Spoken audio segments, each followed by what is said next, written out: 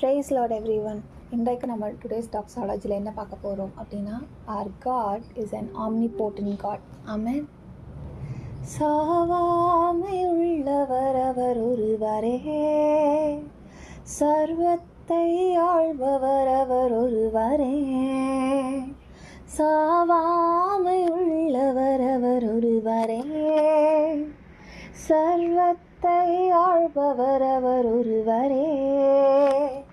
வானம் படைத்தவர், இந்த பூமி படைத்தவர், நட்சத்திரங்களை பெயர் சொல்லி அழைத்தவர். வானம் படைத்தவர், இந்த பூமி படைத்தவர், நட்சத்திரங்களை பெயர் சொல்லி அழைத்தவர். நீரொருவரே கர்த்தர், நீரொருவரே கர்த்தர், நீரொருவரே கர்த்தர், நீரொருவரே